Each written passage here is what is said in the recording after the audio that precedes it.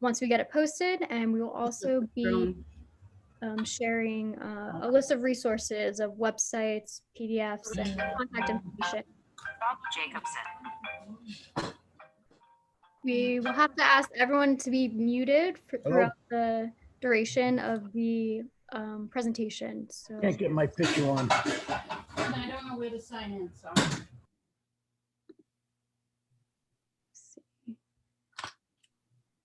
So let's go to. So just some webinar information. This session will be recorded. Like I just mentioned, participants will be muted for the length of the webinar. Your video is optional. Just remember that others can see you. And you can submit questions throughout the presentation by the chat box feature, which is for most people, it's at the bottom of your screen. And if you have any technical difficulties, you can privately message me, the host of this evening, and I will try to walk you through the issue.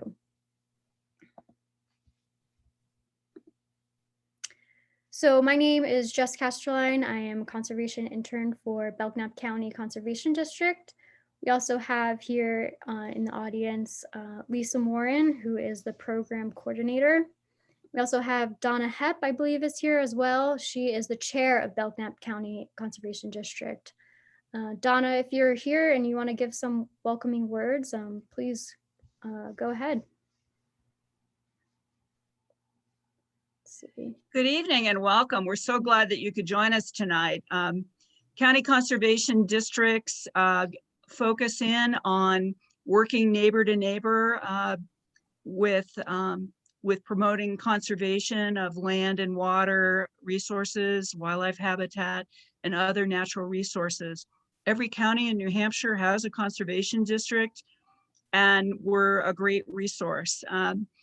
Just wanted to just highlight, I know at the end of the session, we're going to be sharing a list of resources. In October, we did a series of 4 conservation planning workshops, and those sessions were all recorded. So those will be available for you to take a look at as well. I think there's some good material there. But when we had the planning workshops, one of the issues that came up that we didn't have enough time to talk about was invasive plants. So this is the perfect opportunity, and we're really thrilled with the response for folks joining us tonight. And we'll share the link for this session too. So if you have some folks that you know that missed it, it's available. So Jess has done an excellent job of pulling this together, and I'll be quiet so we can listen and learn. I need help with my bittersweet. Thanks. Thank you, Donna. So as for our presenters this evening, we have Rebecca DiGirolamo, who is a natural resources field specialist in forestry, and she is with UNH Cooperative Extension. And we also have Bill Fosher, who is a conservation planner from New Hampshire Association of Conservation Districts. So with that, I will turn it over to Rebecca, and so she could share her screen.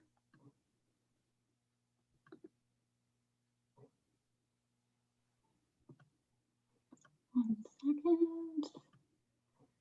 Okay.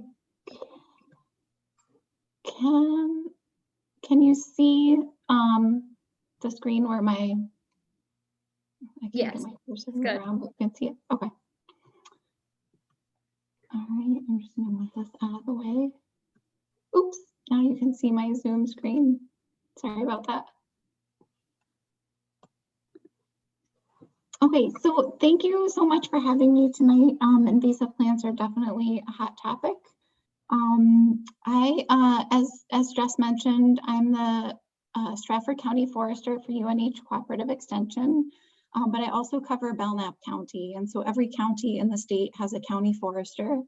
A big part of what we do is visit with landowners and walk their properties with them and help them kind of think of different ways to meet their stewardship objectives and get them connected with the natural resource professionals that can help them. And then we also participate in workshops like the webinar tonight. So I'll be talking about invasive plants. I'm going to start off with some introductory information and then move into different strategies for management. And if anyone has any questions, I can't see the screen. So Jess, if you just want to chime in, and then you can stop me from talking. So we often talk about native plants versus non-native plants, and native plants have evolved within a given region or ecosystem, and they're there naturally without the assistance of humans.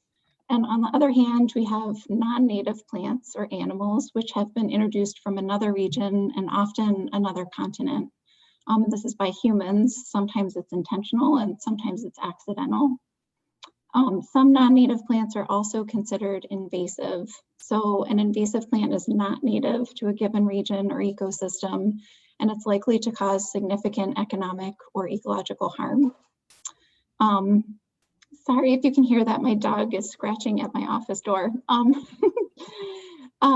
so native plants are not considered invasive, even though I think we can all think of a few native plants, especially things like poison ivy that can be aggressive, and sometimes we might feel like they're invasive, but they don't have the same qualities as our non-native invasive plants. And the New England Wildflower Society has kind of just like a nice summary of invasive plants to be,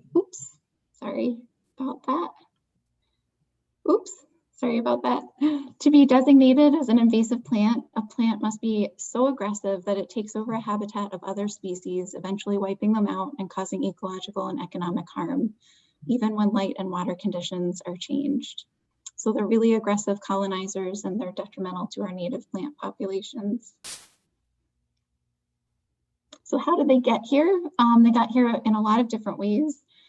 Horticultural activity is responsible for most of our invasive plant introductions. That could be through arboretums or botanical gardens or gardeners like ourselves that have planted these plants in our yards. Often plants were brought over for medicinal, ornamental, or food values. Also conservation activities for screening or windbreaks, erosion control. We also planted a lot of these plants for food and cover for wildlife. And then there have been accidental introductions. Purple loosestrife was first brought to the US in the hold of a ship in the ballast water. And then it was later introduced for horticultural purposes. Some of our invasive species may even be native to other regions of North America where they're not invasive, but as they get moved around the landscape, they become invasive in new places. I can't think of anything that's in New Hampshire that fits that category, but there are some species of willows and other species that are becoming invasive in other regions of the US. And this is not a new problem. We can follow the introduction of many of these plants back to the mid to late 1700s.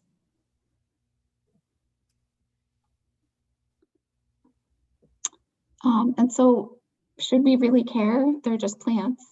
Is it important for us to consider these plants when we're thinking about our management objectives? And I think the answer to that really is yes. And I think that's why everyone's here tonight. Invasive plants reduce our biodiversity, they degrade wildlife habitat and water quality, and they inhibit forest regeneration. They can outcompete native plants in both natural and managed landscapes. So in natural landscapes, that might mean altering the habitat structure or function. And by reducing the species diversity, we lose a lot of species that are important food for our native wildlife, and they can impact threatened and endangered species. In managed forests, it can mean the loss of desirable tree regeneration, both for wildlife purposes, but also economically valuable species. And so we end up with situations like this photograph where we have a white pine stand with an understory of glossy buckthorn. And you can tell that without any management, it would be really hard for a native tree regeneration to become established here. They can also impact our recreational areas with dense vegetation and thorns and vines. There's even plants like giant hogweed that are noxious. That plant has an oil in it that if you get it on your skin and then your skin is exposed to sunlight, you can actually get some severe blistering. In farm settings, they can reduce our crop yields and the quality of our crops, as well as increase the need for more use of herbicide in those settings. And then in landscape settings, like our own residential areas, it can impact the aesthetics of our property, as well as increase the maintenance, pulling all those invasive plants out. And the cost of invasive plants is really very significant. It's somewhere around or more than $100 billion per year in the US. And that's from the loss of economic value, but also from the money that we spend on combating these plants and trying to restore some of our really important ecosystems.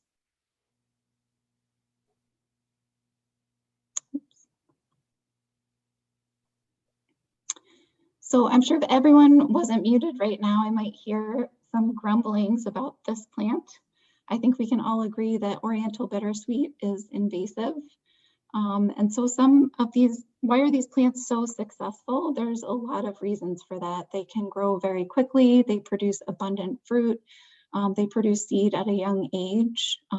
Their seeds last a long time in the seed bank.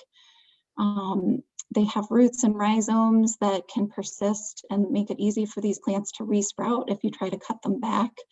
And those portions of their roots and rhizomes can actually resprout plants if they are sort of divided up.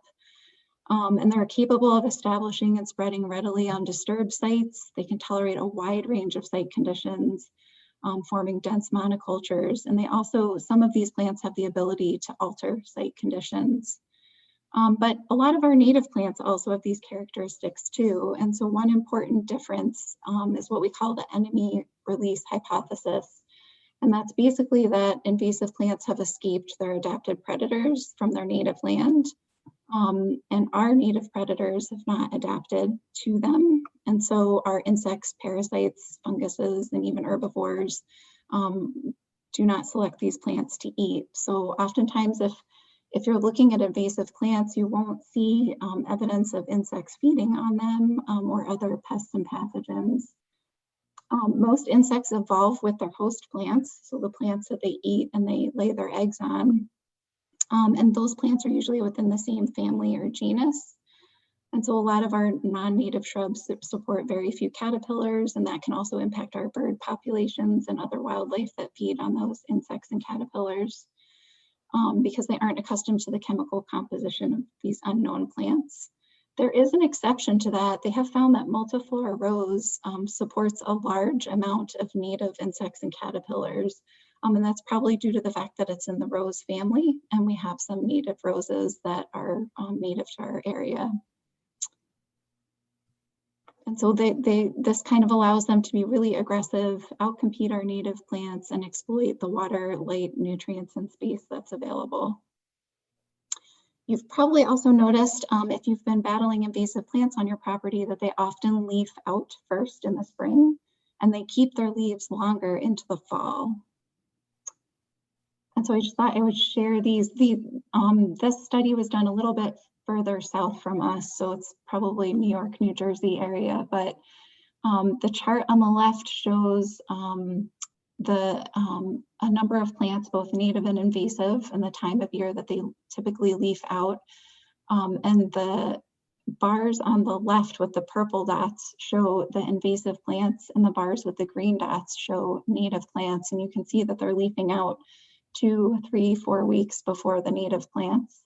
And then the chart on the right shows when they're losing their leaves in the fall. And you can see again, the purple dots are invasive plants. And so they've extended their growing season beyond that of our native species by about 4 to 8 weeks, which gives them a really good competitive advantage. But it also gives us a little bit of an advantage in that it can make these plants easy to identify. And for some plants, pulling them in the spring can be a good time because the soil's a little bit moist and it can be easier to uproot those small plants and pull them out of the soil without losing part of the root mass. So how are they moved around the landscape? Birds and other wildlife eat the seeds and deposit them in new locations. Mammals can even pick up seeds in their fur and move them around. Also running water. If you've ever seen how Japanese barberry tends to colonize areas with like rich, moist soil along streams. And so those seeds can be washed downstream. Also, Japanese knotweed is often growing on disturbed riverbanks. And when we have ice scouring events, that can move viable parts of those plants downstream and start new populations. And also wind, things like Norway maple and black swallowwort have wind dispersed seeds. And of course, people, we've planted them, we move them around the landscape, we move the plant material around, we also move soil around that has the seeds in it through logging equipment or construction fill. We're not talking about invasive insects tonight, but I just thought I would mention the New Hampshire Bugs website. We do have a lot of invasive insects. And in Belknap County, many of you have probably seen evidence, especially this year, of emerald ash borer. So this website has a lot of information on some of our most prolific invasive insects and lots of good background information, best management practices, as well as a place that you can report any suspect insects that you're seeing, or if you have something that you have questions on, you can submit a photo and they'll help you with that identification. So clearly invasive plants are a big deal, and New Hampshire has strict state laws relative to these plants. In 1999, President Clinton signed an executive order that established the National Invasive Species Council. That council is responsible for assessing the impacts of invasive species and providing national guidance. And each state is required to participate by evaluating and responding to their invasive species concerns. So in 2000, the state of New Hampshire passed a House bill which created our Invasive Species Act and the New Hampshire Invasive Species Committee. So the goal of the law is not necessarily to try to eradicate these species, but it's really to slow the spread of invasive plants and prevent new infestations and new species becoming established in New Hampshire. It's enforced by the New Hampshire Department of Agricultural Markets and Food. Some of you may know Doug Saigan. He's the invasive species coordinator for the state. And you'll see his name on a lot of the guidance documents in New Hampshire. He also does a lot of educational workshops as well. But our New Hampshire Invasive Species Committee has also created a list of prohibited plants. So all the plants on that list are non-native and harmful, so they're invasive species. And there's 35 on that list. And they also created a watch list for species that are not yet established in New Hampshire, but are likely to come our way. And there's 89 species on that list. And there will be in the handouts at the end of this workshop, there's links to those lists so you can take a look through and get familiar with the ones that you haven't seen yet. So how do we get rid of them? So even I, your friendly county forester, has invasive plants on my property. I have Norway maple and Japanese barberry on my very small residential lot. And the strategy for managing these plants is not always black and white. It can be gray. And so there are a lot of variables that go into how we manage these species on a particular property. We often think about the resources that are being impacted, what the ownership objectives are, what type of funding and manpower would be required to control those invasive plants, and the type and extent of the infestation. So really the goal is not always eradication, it's often control, and enough control that we can allow for resilient ecosystems. So in certain settings, on certain footprints, we might be trying to eradicate those species. And in other situations, we might just be trying to get control of them and stop the spread of them. This is sort of the invasion curve, and it's sort of a hypothetical situation. So the bottom is showing the time scale, and then the left axis is showing the area that's infested. The right axis is showing control costs. So down in that bottom lower corner, I go out to the store and I buy a burning bush, which I wouldn't be able to do that right now because that's a prohibited plant. But I bought a burning bush and I planted one in my yard. And then as you move through the time scale to detection, that might be when I go walk out to the wood line behind my property and I start seeing a couple of little seedlings from my burning bush. And I think to myself, that's interesting, but I really like this plant because it's really pretty and I like the fall color, so I'm okay with that. At that point, it would have been easy for me to get rid of them. I could have just yanked those 2 or 3 plants out, but I like them, so I let it go. And quickly over time, you can see as that infestation expands, typically by the time that there's public awareness about these issues, it's too late to eradicate it or too costly to eradicate it. And so the best the best management step that we can take really is prevention. It's the most important step that we can take. And so we can prevent new species from becoming established. We can prevent ourselves from planting species that are not recommended. We can limit soil disturbance to areas where we have established native plants. If your management objectives for your property allow you to not disturb those areas, that's a good thing to do. You can, if you're doing new plantings, you can use native plants, or we also have many lists of recommended alternatives to invasive plants. And don't transport invasive plants around when you're moving soil or equipment or the viable plant parts. A lot of vehicles like seeds and plant material can be moved around on landscaping equipment, logging equipment, construction equipment, even our boots and clothes when we go for a hike. So being vigilant and making thoughtful decisions when you're implementing new management on your property. So obviously prevention is the ideal. That's not always possible. A lot of these species are already established. And so the best time to control them is early on. So you've probably heard this sort of mantra, I guess, early detection and rapid response. So it's much easier to get rid of these plants when there's just 1 or 2 of them or a small population of them. And so controlling them becomes more challenging when that population increases. And so when we're thinking about, prioritizing areas where we may take these control efforts, we often think about protecting priority habitats first. And priority habitats can be different based on the scale that you're looking at. So it could be uncommon habitats like pine barrens or salt marshes, or it could be an area on your property that you're particularly fond of, or one that supports rare species.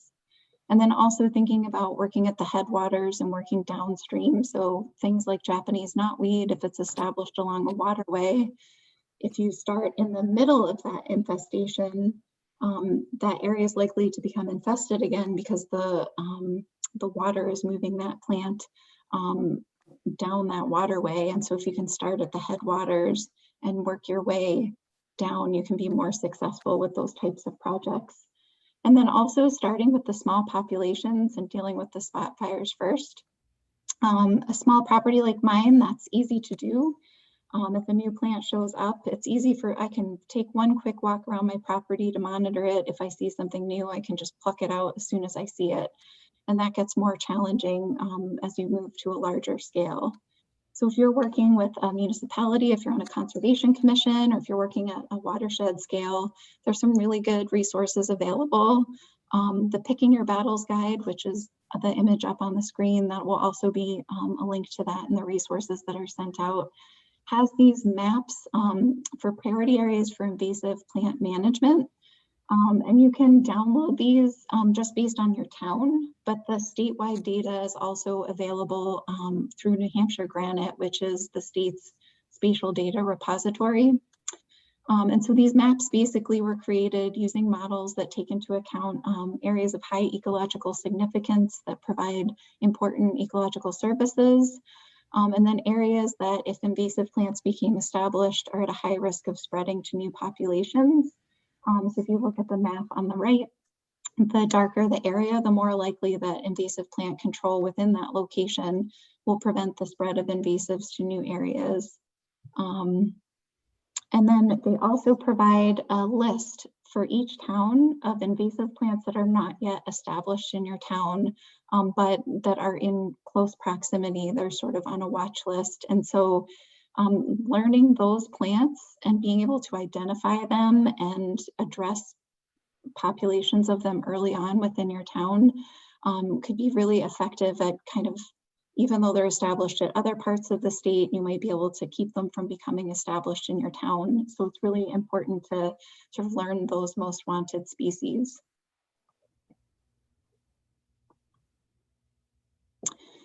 So for any project, it can be intimidating to figure out where to start. The first step is learn how to identify the invasive species that are on your property. Each plant has different life history characteristics, which is going to influence the way that you might approach them for management. And so you want to learn what species are there, and then also look at how what level of infestation you have. So you can see there's like the core infestation, and then as you move further out, those populations become less dense. So you've got your core infestation, the advancing front, and then these outliers. And so it can be really hard. Sometimes we want to start with the core infestation because it's the most heavily infested area, but you're better off starting with the outliers and trying to push that population of invasives back towards the core infestation. And as you work your way back towards that, you'll kind of start to learn how much time it takes, how much resources you need to address it. And even if you get back to that core infestation and you don't have the money or resources or manpower to tackle that area, you can still hold the line. And you can still keep that infestation where it is and keep it from spreading. And you can also go into those core areas, even if you can't get rid of all those plants, you may have the ability or the manpower to eliminate the big fruit producers, or to cut those plants back so that they're no longer producing seed. And so if you don't control the source population, you still have this problem. So in this example, your property is on the left-hand side, and you've got a bunch of young invasive shrubs that are sort of just getting to the age where they're producing seeds, those little red berries. And that black line is the property boundary, and those big seed-producing shrubs are on your neighbor's property. And you can't go to your neighbor's property and take those shrubs without their permission. And so even if you remove all of those shrubs on your property, there's a seed source adjacent to it. And we call that propagule pressure.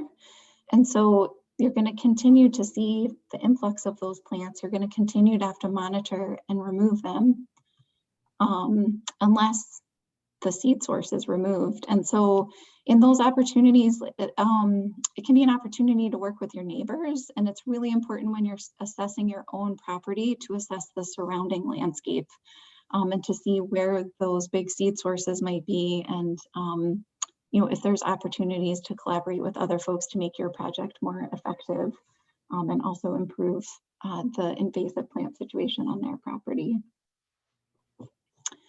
So we can apply the concept of integrated vegetation management to our invasive plant projects.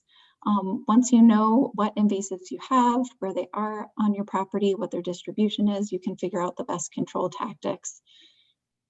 Excuse me. And this will be based on the extent of the infestation, the resources that you're trying to protect, and also your financial or human manpower resources that you have to put into the control efforts.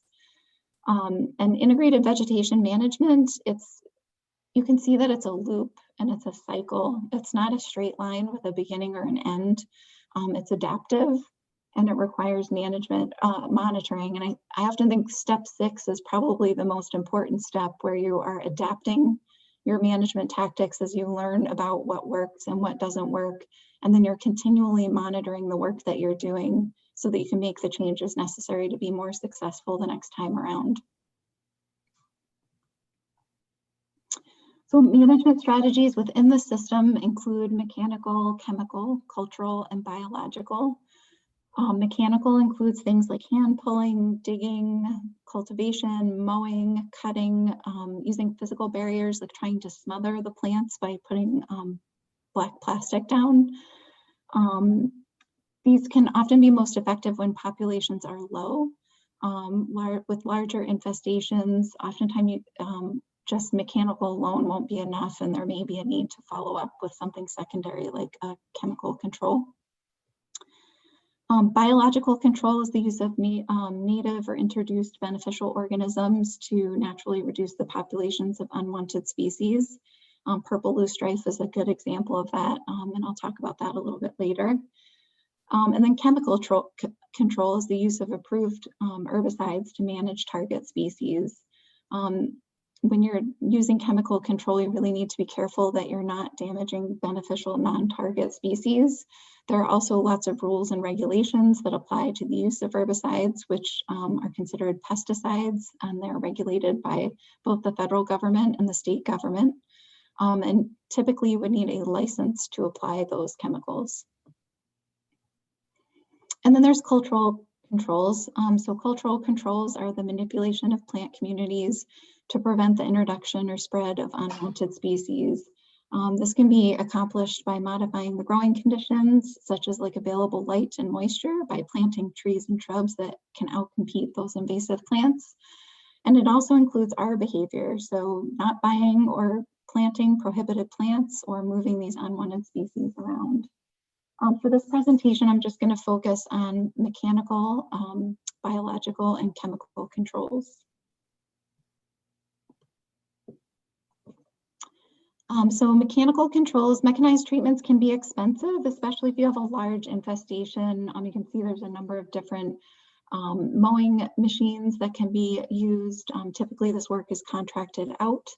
And so oftentimes it'll be used in areas where there's just so much density of invasive plants that you can't even get in there to walk around. It's not possible to pull them.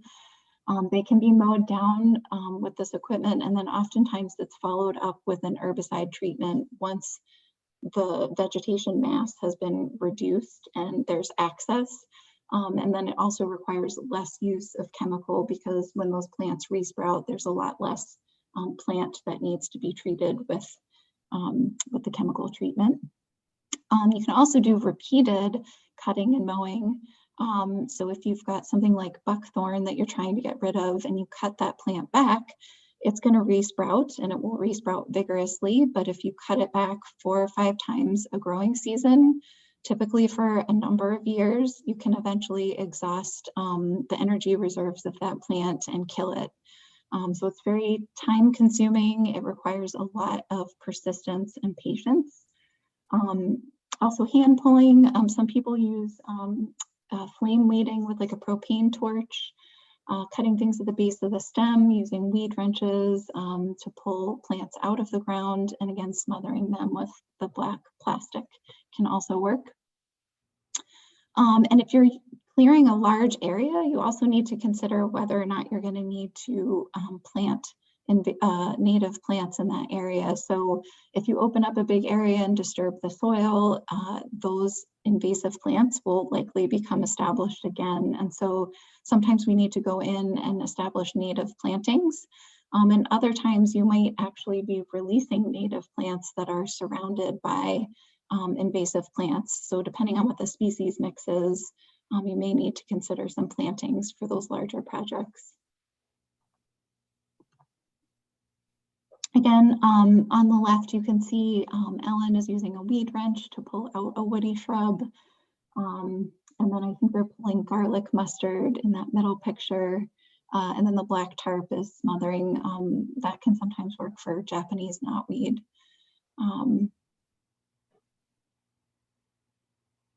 And again, if you're pulling plants, sometimes it can work to pull them in the spring when the soil is moist from the snow melt. Can make it easier to pull those plants out. The other thing you can do, if it's an area that you don't have the capacity to physically remove those plants, you can get in there and remove the seed source. So they're cutting off the flowering head of that plant so that it can be removed from the site and not create additional plants. These are some close-ups of a weed wrench. If you haven't used one before, they're amazing, and they make pulling out those larger woody shrubs so much easier because you can use, you know, your body weight as leverage. And we can also girdle plants. So we know a little bit about tree and shrub anatomy that can help us understand how to kill some of these unwanted plants. So we know the bark protects the tree. The xylem cells are towards the center of the stem that are mostly dead, but they carry water and minerals from the roots to the leaves. And the xylem is considered the tree's wood. The phloem is the living tissue that carries the manufactured sugars from the leaves to the roots. And the cambium is that sort of thin, moist layer that's just a few cells thick. That's the regenerative layer that produces the xylem and the phloem. And so if we girdle the tree, if we cut into the phloem, which is transporting that food, if we can sever that all the way around the tree, which we refer to as girdling, the food can't be carried from the roots to the leaves, and the tree or the shrub will eventually die. It's important to be sort of thorough and make sure you're cutting all the way around the plant. Oftentimes you'll see evidence that someone tried to girdle a tree or a shrub, but it actually healed over and is still alive. So you just need to make sure you get all the way around it. And then disposal of plant material is really important. So the law says that you can't move any viable plant parts around unless you have a transfer station that will take, sometimes they'll have a designated area for accepting invasive plants. Some towns have that. If your town doesn't, it might be something you could consider talking with them about. And then you don't want to put these plants in your compost pile because they might, if they're viable plant parts or seeds, and then you spread that compost, you'll be spreading those plants around. It's also a reason to be sort of skeptical of any other compost sources unless you're 100% sure that they don't have invasive plants in them.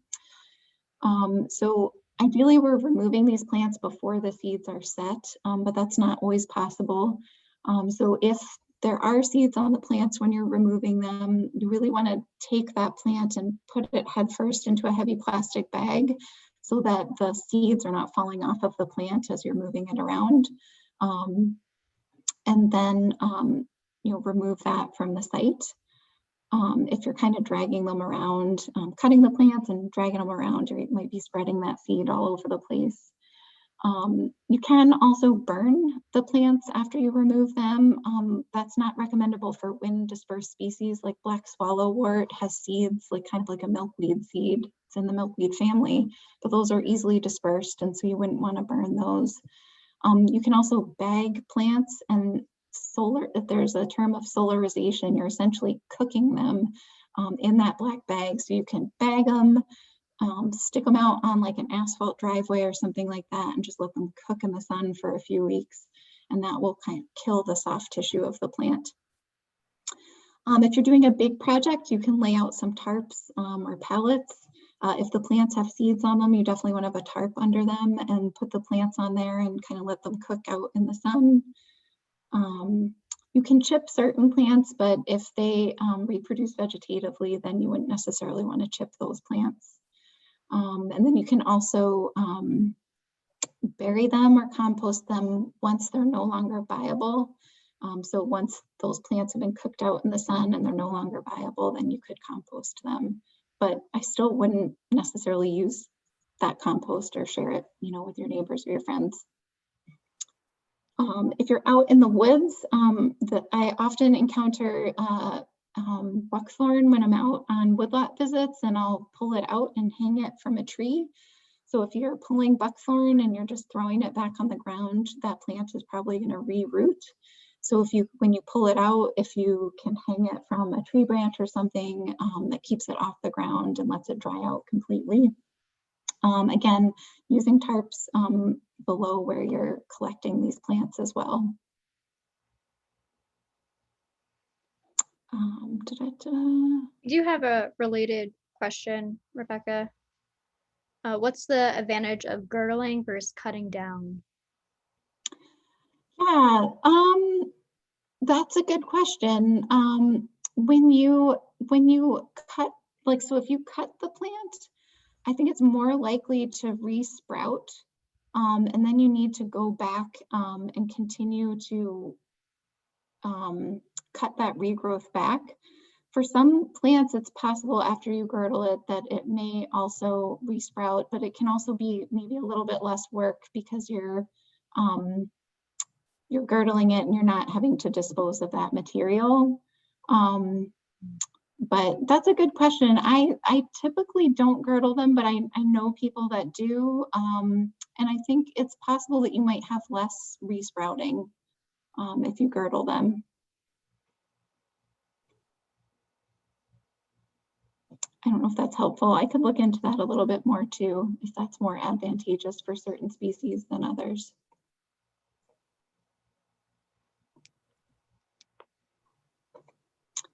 If you're working on conservation land and you have a lot of volunteers that are out pulling plants, you can make a landing site or concentration area where you can pile the plants on the ground or on a tarp, something like a pallet. And again, if there are fruit on those plants, make sure that they're on a tarp and not on the ground.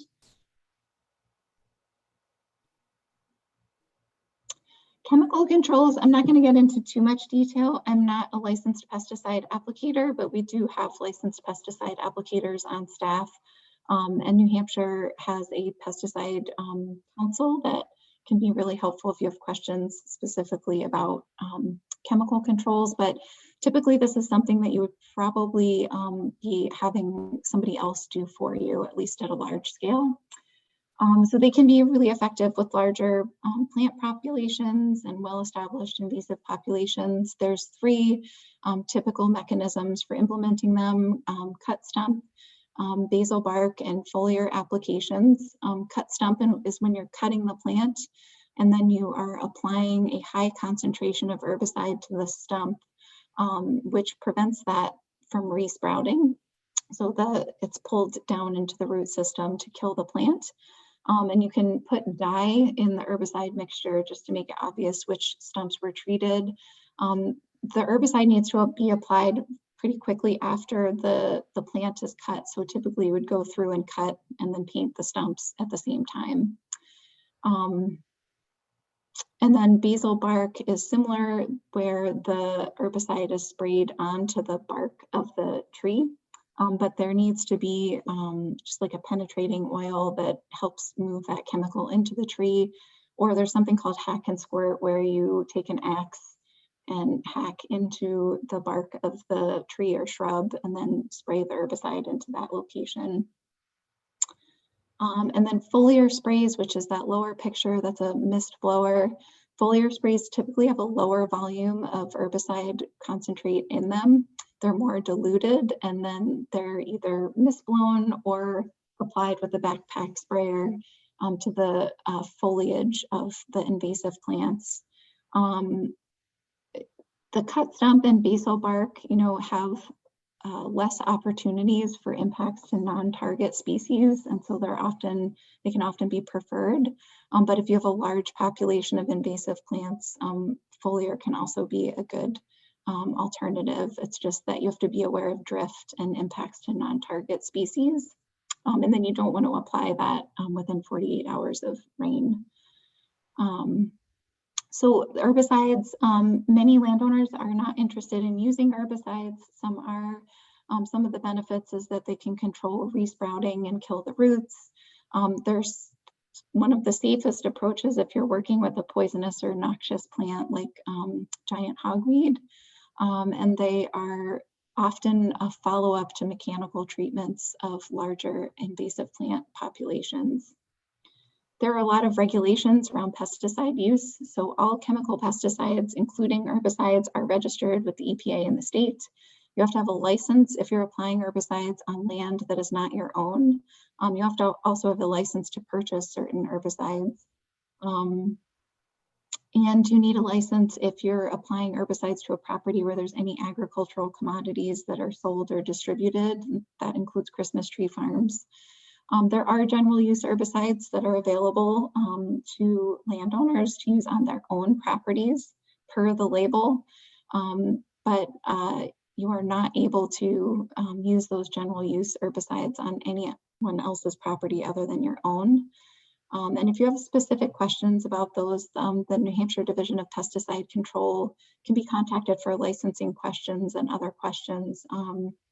Typically, this type of work is hired out, especially like these bigger projects. And there's a list of licensed pesticide applicators that you can get from the Division of Pesticide Control, but many, I shouldn't say many, some licensed foresters are also licensed pesticide applicators, and they can be located in the directory of licensed foresters.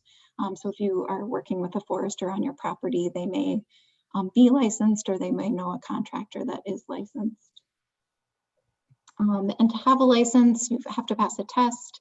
There's written and oral exams. Anyone with a license is maintaining very detailed records of any applications that they are implementing, and they also have to attend continuing education classes to stay up to date on the safe and effective use of those chemicals. Some of those trainings are offered through UNH. And it's just an example of a landowner using a general use herbicide, just working at a much finer scale and being selective.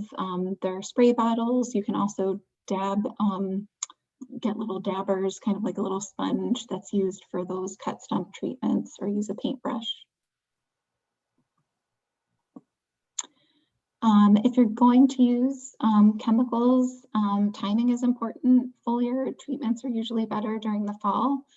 They can be done in the spring as well, but it's important to have that the plant is fully leafed out and not dormant. And sometimes the spring or fall can be good because other native plants may not have leafed out yet, or they may have already lost their leaves, and so there will be less opportunities for non-targeted plants to be impacted.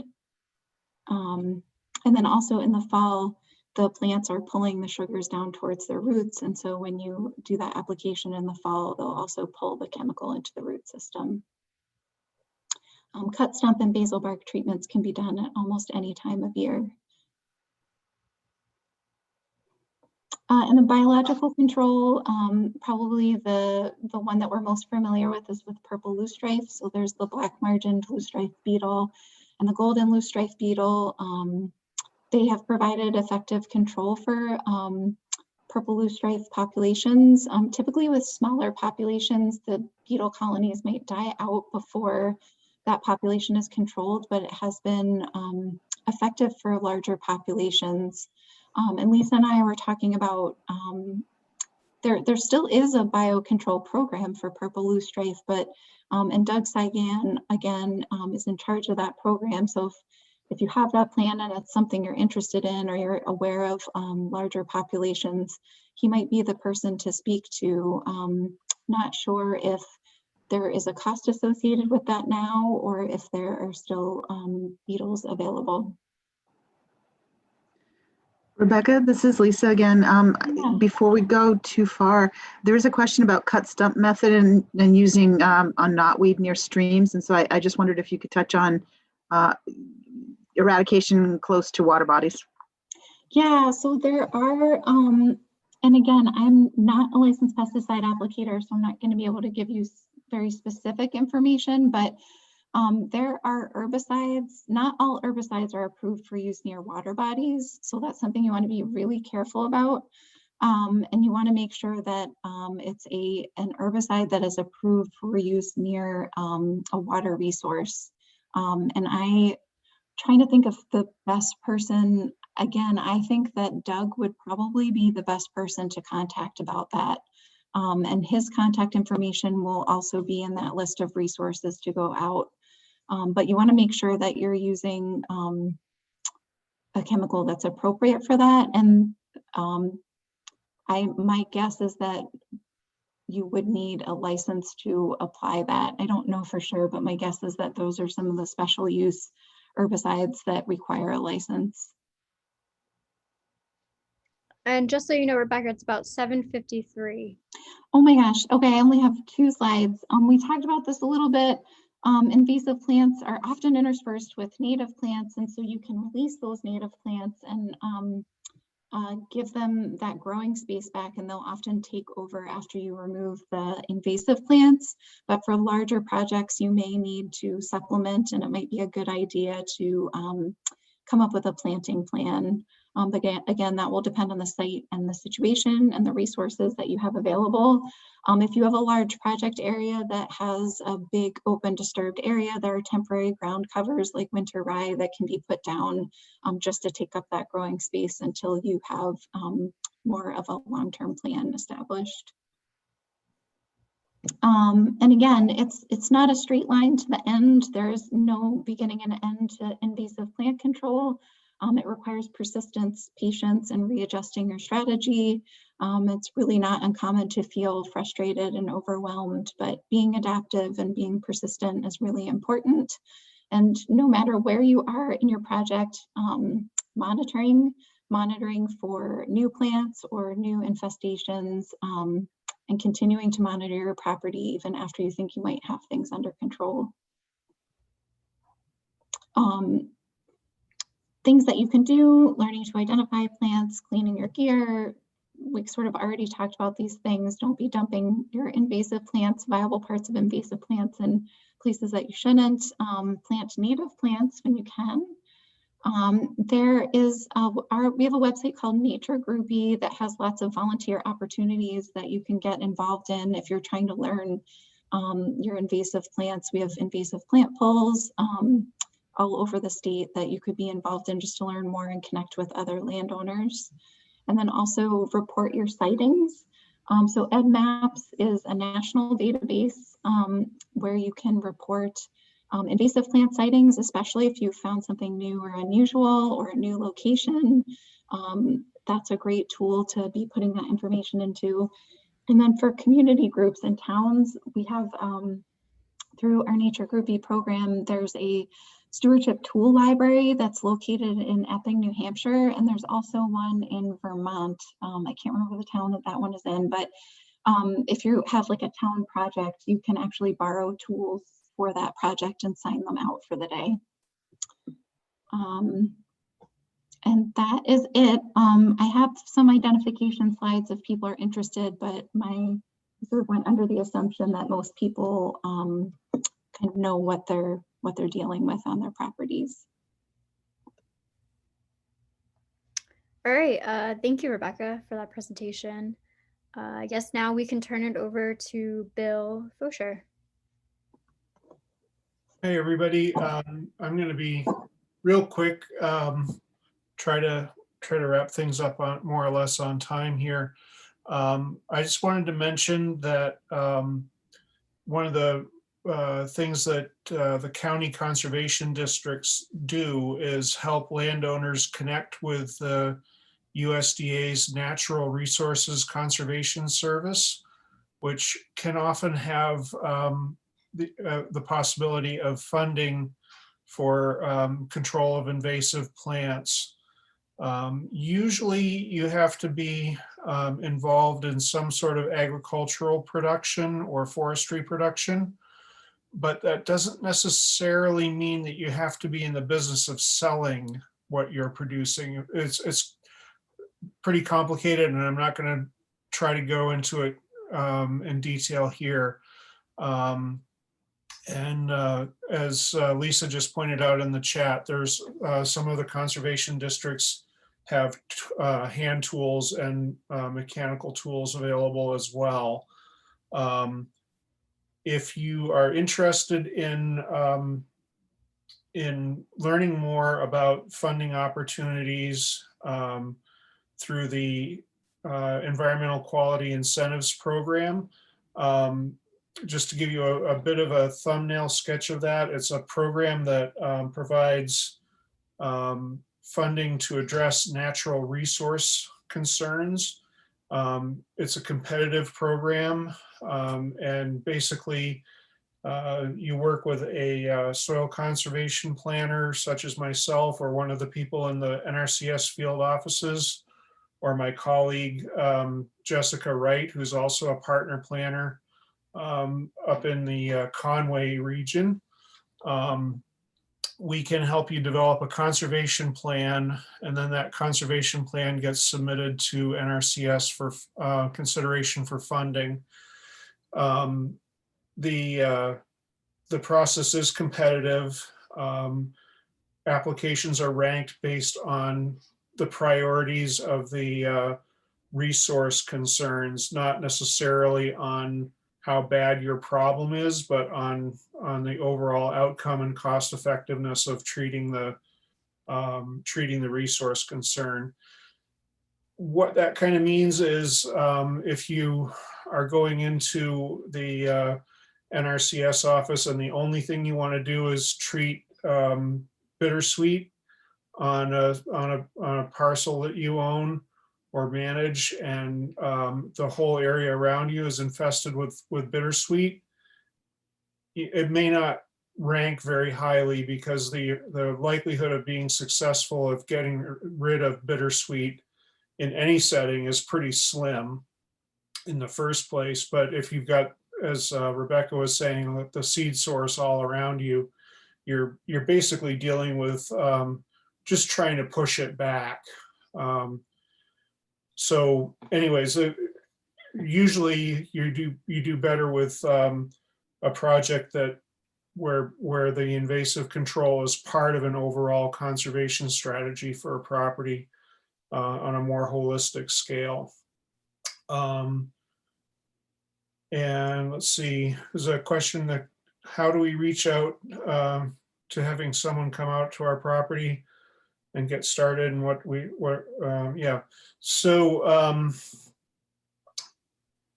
I'll put my contact information in the chat. You can certainly get in touch with Rebecca. I think she put her contact information there, and you can also contact your local conservation district. I did notice that there are a couple of people from nearby states other than New Hampshire. I think I saw somebody from Massachusetts and somebody from Maine. And I can't direct you very well in those situations, but within New Hampshire, every county has a conservation district, and they can at least get you pointed in the right direction. You know, a quick Google search will turn up their contact information.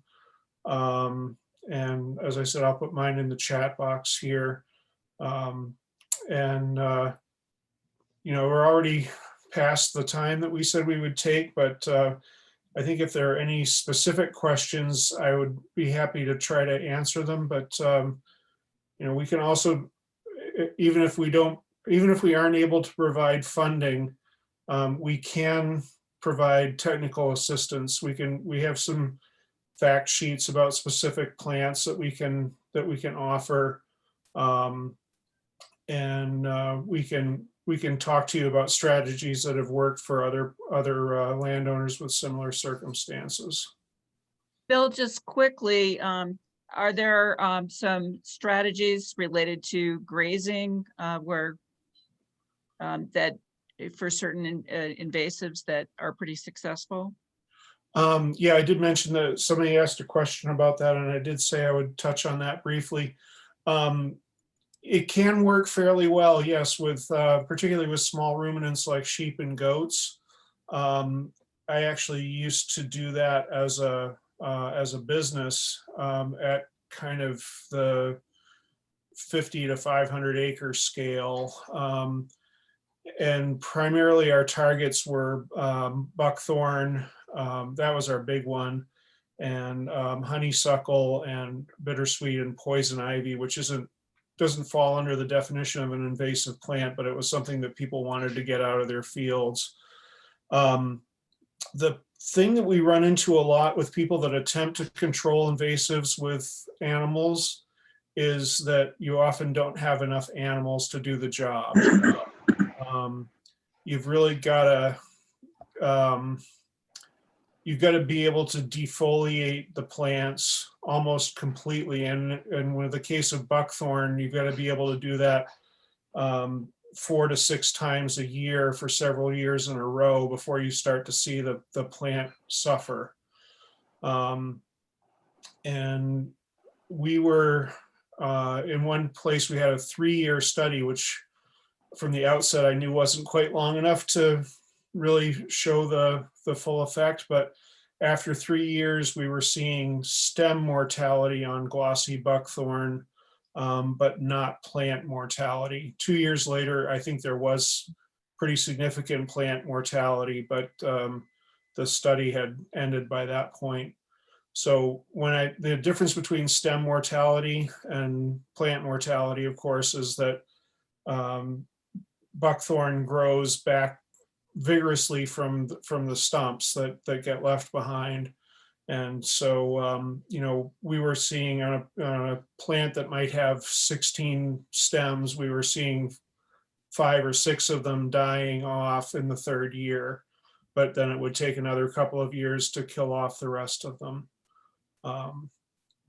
That's just a sort of a quick thing about invasive control with animals. Is I think it's a promising area that we ought to be looking at. But if you've got 4 goats and 15 acres of honeysuckle, you're not going to get very far with it.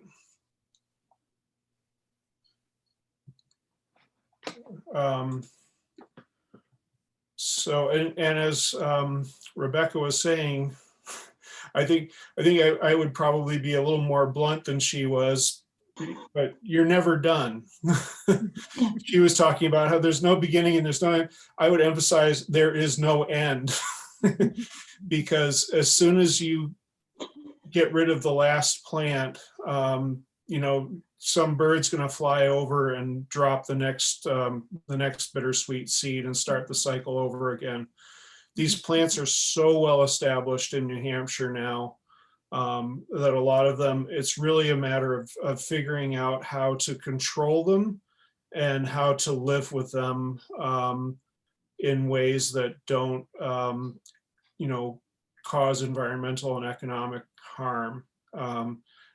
It's not to say that we should throw up our hands and say, well, the woods are just going to be full of buckthorn. That's just the way it's going to be from here on out. Because if we do that, we lose too. But I think if you go out with the idea that you're going to get rid of fill in the blank, you're probably going to come away frustrated and want to throw your hands up and give up. It's about finding some level of balance. Exactly. Being able to meet your other objectives on your property. Yeah. And the other sort of invasive that we didn't talk too much about tonight that I would like to at least touch on, and I'm sorry to run over like this, but the herbaceous invasive, I'm sorry, the herbaceous invasives in the pasture and hayland settings, things like bed straw. Rebecca mentioned black swallowwort, which is something we see in a lot of hay and pasture, and yellow rattle. Those are all important to control as well, and they require different strategies, but they're again something that the NRCS can help with, and as part of the conservation planning process. And there's really kind of 2 programs that that would address either of these through the NRCS. One is the Environmental Quality Incentives Program, and you can do a lot of work with that, but then eventually you'll get to a point where you don't have enough. The EQIP program is kind of made to address problems. And then there's another program called the Conservation Stewardship Program, where when you've reached a certain level of conservation stewardship, as long as you maintain that, you can start adding some enhancements on top of that and making your property that much better. The payment rates are lower, and it assumes a lot more buy-in on the part of the landowner. But it can provide a valuable tool for sort of this ongoing battle with invasives, because after about 5 years of, I actually think the limit is 3 years on invasive control with NRCS. After that, you have to move into another program or just be on your own. I'm going to interrupt you just for a second, Bill. This is Donna from the Conservation District. If there's sufficient interest, annually, these NRCS opens a window for people to apply for funds for doing all kinds of conservation work on their property. And if there's sufficient interest, the due date for those applications is January 15th this coming year. And Thanks. so if there's sufficient interest, we can do a webinar just to talk about those programs. So quick share of hands or folks that might be interested in something like that.